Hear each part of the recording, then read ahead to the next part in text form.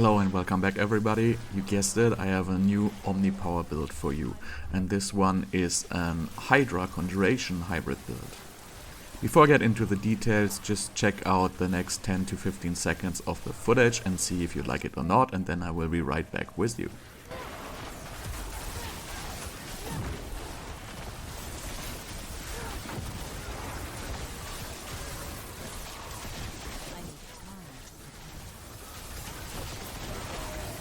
Okay, so how did you like that? Pretty cool, huh? In this build we are using our Omnipower heart to cast multiple chain lightnings, and then we make use of the Hydra enchantment because we are burning through our mana very quickly, so that will pretty much give us 4 Hydras to be up all of the time.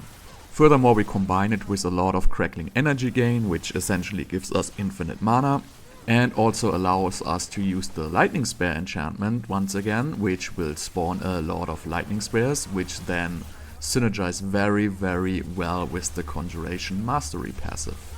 If you look at the footage closely, at a lot of times I have like up to 15 conjurations active at a time.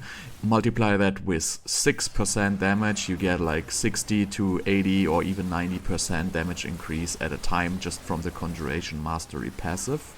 And also our lightning spears will pretty much give us permanent crowd control of every single enemy, even the ones off screen. So if you are moving fast enough, you can pick up the enemies which already have been stunned off screen without them even having a chance to do anything like ever. This, for example, helps a lot if you like encounter angry corpse bows which tend to one-shot you. It's not a big deal because if you encounter the corpse bow this time, it's already gonna be stunned. Just a typical disclaimer here, this is not a tier 100 pushing build, since that will always require the caged hut of the barber. But this will pretty much carry you into like the tier 90s or maybe a little bit higher. If you want to push tier 100 with this build, I will actually publish a barber version of this build very soon, which will be tier 100 viable, as we can transform all the Hydra damage into area of effect damage. But yeah, this is more like a visual build, so if you enjoy like a lot of lightning on the screen and a lot of Hydra fire everywhere, and in general like a fast paced build where you like go through dungeons like very fast, this is probably like a relatively easy build you can play. It doesn't have a lot of gear requirement whatsoever, and it's in general pretty forgiving unless you are running really high levels. So in this guide we're going through the skill build, the playstyle, the skills we use, the item and stat priorities, the legendary aspects, and the Paragon Board. And also, as the last section of this guide, I will leave you a full tier 75 nightmare dungeon footage so you can see how this build works in action. Before we deep dive into the build, I will just give a brief overview how this build works and what powers this build. Also, all the links to the specific sections of this video, as well as to the planner having all the build information, are in the description down below. Furthermore, if you go to the description down below at the very end, I will include a list of all my Omnipower builds, so you can explore my other Omnipower build if you are interested. So, as promised, just a pretty quick explanation on how this build works in general. So we are using the caged hut of the Omnipower, which allows us to essentially use our entire mana pool to shoot like 5 to 6 chain lightnings at a time. These chain lightnings then will generate a lot of crackling energy by using the destructive chain lightning here. And picking up this crackling energy first of all refills our mana pool very fast because we are using the invigorating conduit passive. And they will also spawn a lot of lightning spears.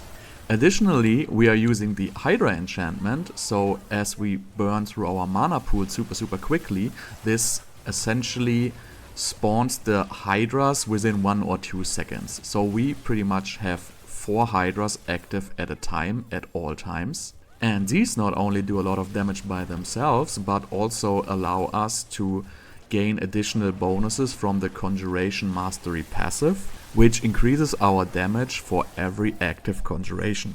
So as we have 4 Hydras active at a time, plus an additional, let's just make it 4 to 10 lightning spears, this gives us a pretty significant damage boost. And since we are burning through our mana pool very quickly, we have to use specific synergies to get our mana back up as soon as possible again. For that we're using the recharging aspect, which regenerates mana on every single chain lightning bounce. As already said, we use the invigorating conduit, which allows us to regenerate mana whenever we pick up crackling energy. And furthermore, we can take advantage of the resource gain on lucky hit property we can get on our gloves and focus. So that's just the brief overview, so let's check out how we melt down this boss real quick and then right after that go into the skill tree.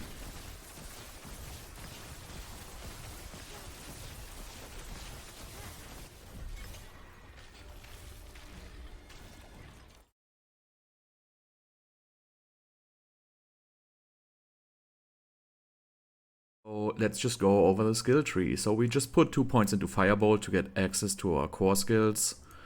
Then we put 3 points into Devastation for our mana pool and 3 points into Elemental Dominance. This is going to be active pretty much all the time. Then we max out Chain Lightning with Enhanced Chain Lightning and Destructive Chain Lightning, since this is a crackling energy based build. For the defensives, I have a +3 defensive on my amulet. If you don't have one, you probably put 1 point into Flame Shield and 1 point into Teleport.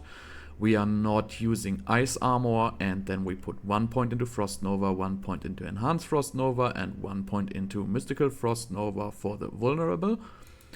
3 points into Glass Cannon and 1 point into Elemental Attunement, as pretty much in every sorcerer build.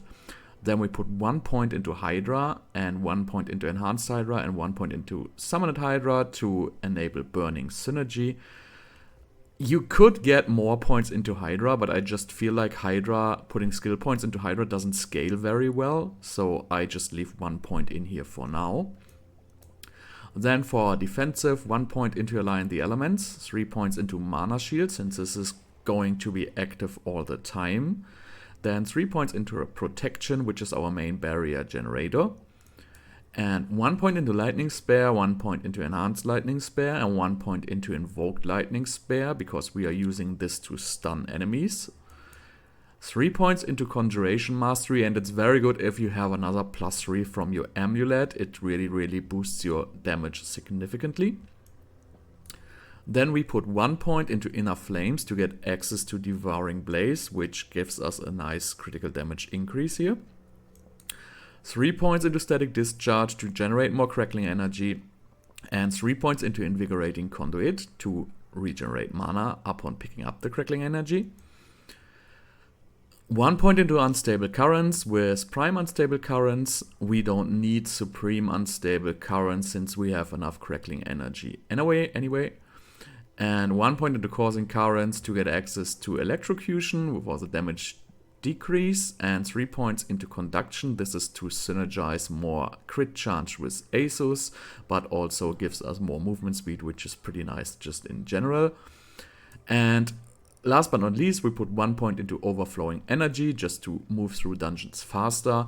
If you are struggling with survivability, you can always put the point into Verse Mastery.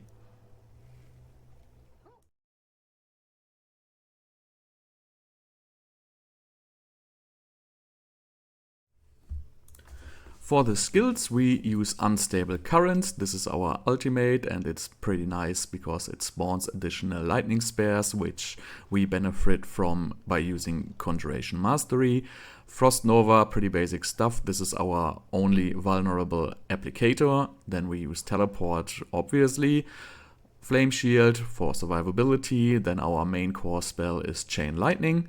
And we put Hydra on our barb, so we can have 4 Hydras active at a time. For enchantments, we use the Lightning Spare enchantment, which just spawns lightning spares whenever we pick up crackling energy, and we have a lot of crackling energy. And our second enchant is the Hydra enchantment, which pretty much spawns 2 additional 5-headed Hydras all the time, since we are using Omnipower and burning through 200 mana within 1 second. This pretty much is a no-brainer for this build.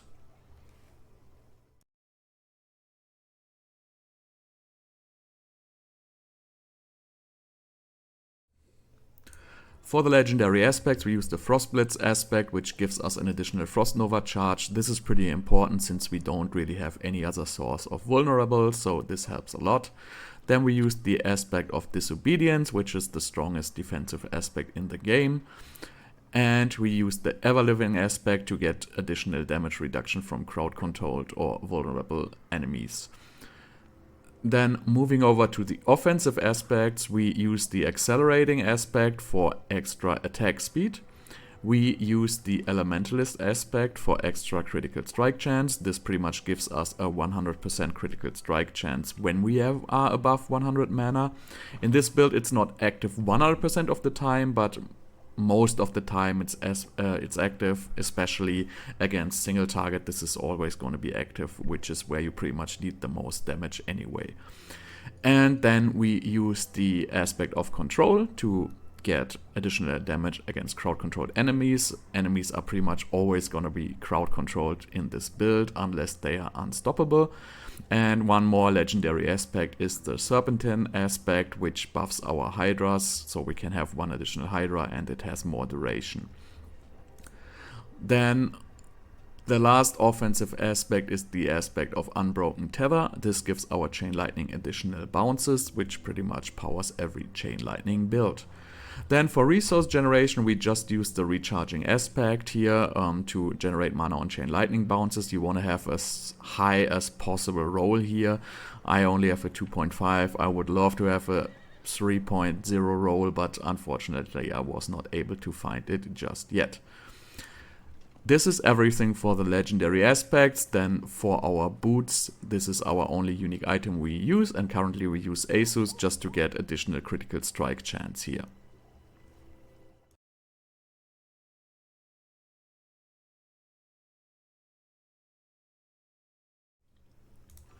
For the item and stat priorities, on our helmet we want to get crowd control duration, total armor, maximum life and maximum mana. For our chest we want pretty much maximum damage reduction, so damage reduction, total armor, another damage reduction stat like this, close enemies. The perfect stat in this build would obviously be damage reduction from burning enemies, since we have burning synergy here with the burn damage from Hydra. Unfortunately I don't have it. If you have it, pretty nice. Then for our gloves we want to get critical strike chance, attack speed, chain lightning ranks, and for example main stat. For the main stat you could get something else. Optimal would probably be resource gain on lucky hit here. On our pants we want defensive stats all the way, so damage reduction from close and distance are pretty good, damage reduction is good, maximum life is good. If you can get total armor here instead of the close or distant enemy damage reduction, that will be even better. For the Asus we can pretty much do anything, just look at movement speed and the critical strike chance increase as the unique power here. These are the most important. For our wand we want to have all stats or main stat here. All stats is probably a little bit better to reach the thresholds for the Paragon nodes. Then we want to have critical strike damage, lightning critical strike damage, and we want to have vulnerable damage. Unfortunately I don't have it here. Then on our focus, unfortunately I have too much lucky hit here. This base build is not lucky hit based, so better you want to have resource generation, critical strike chance, maybe one lucky hit stat, and maybe the resource restore. Pretty much free on that one.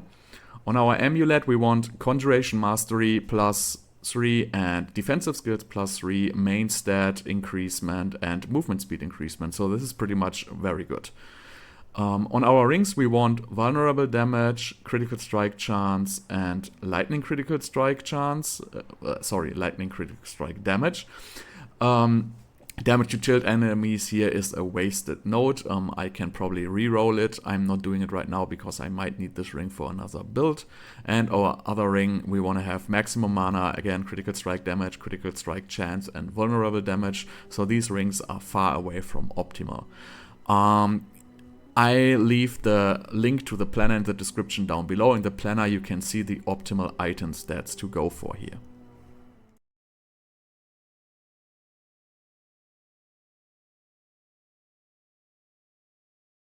For the caged hearts, we are using the caged heart of Omnipower, which is powering our entire build.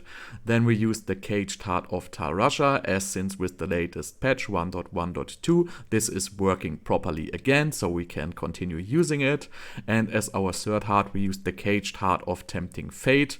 With the elementalist aspect and our super high mana regeneration, we are pretty much always going to be critical striking, so this gives us a maximum of 85% critical strike damage, and we don't really care about the non-critical hits here, as these are very rarely appearing.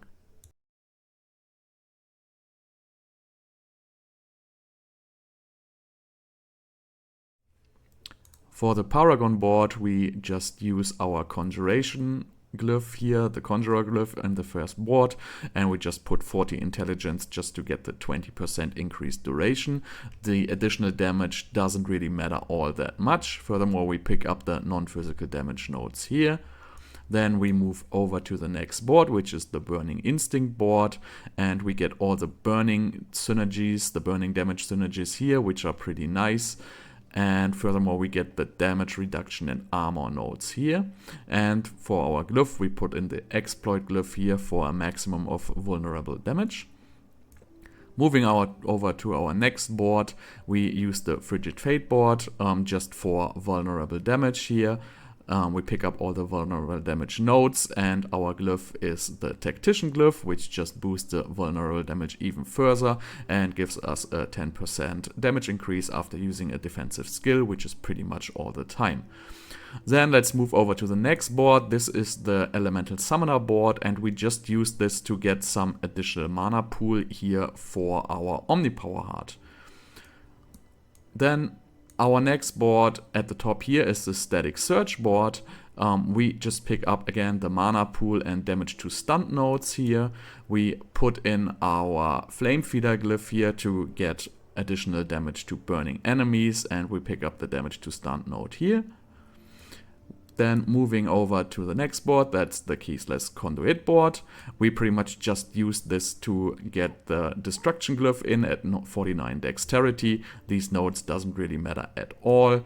And then moving to our final board, this is the Searing Heat board.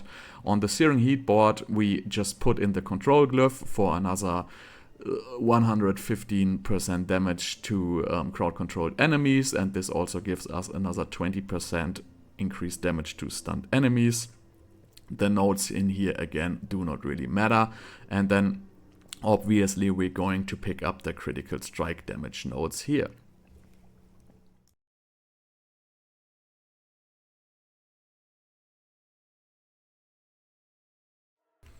So that sums up this build. I hope you like it and I hope you enjoyed the video.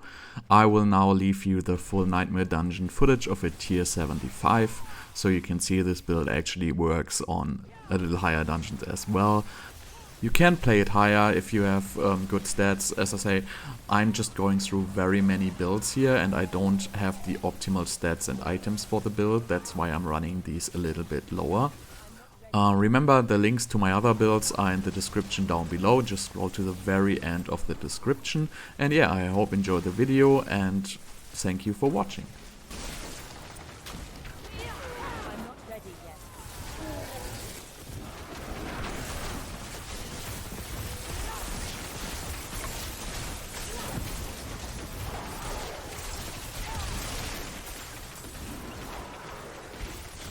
I need more time.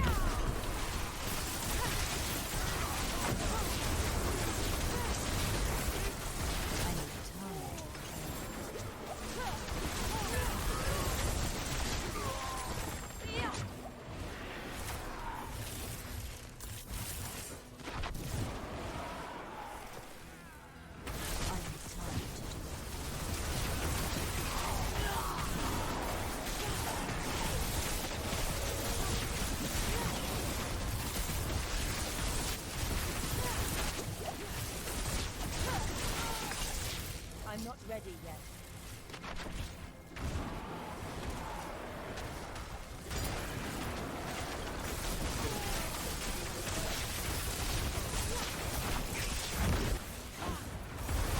I need time to prepare.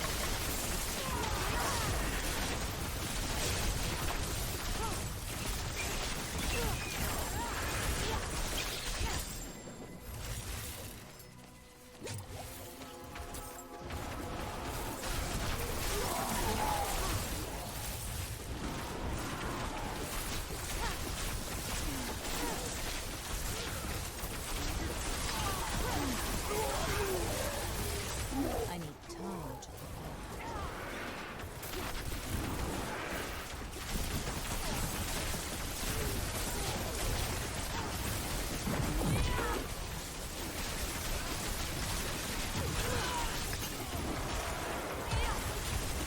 I'm not ready yet.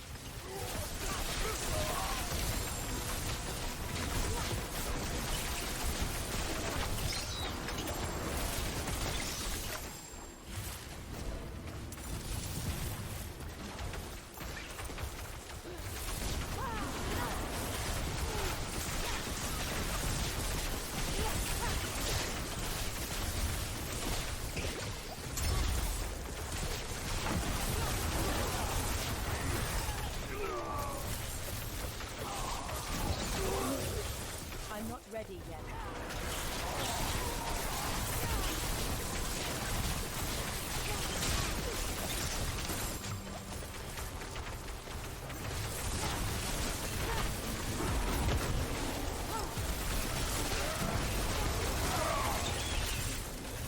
I need time to prepare.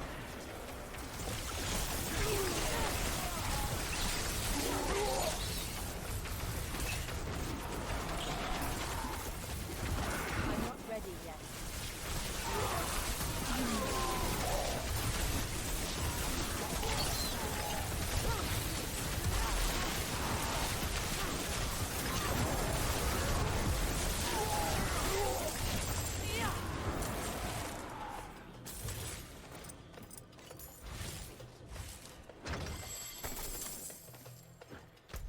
I need time to prepare.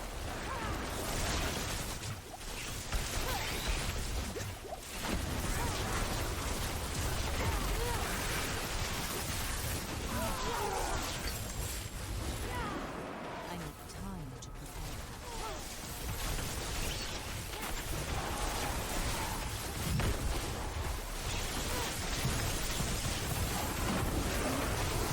I need more time.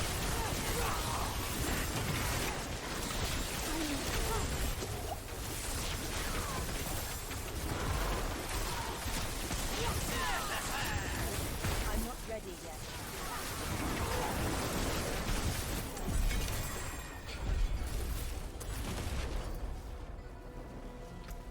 I cannot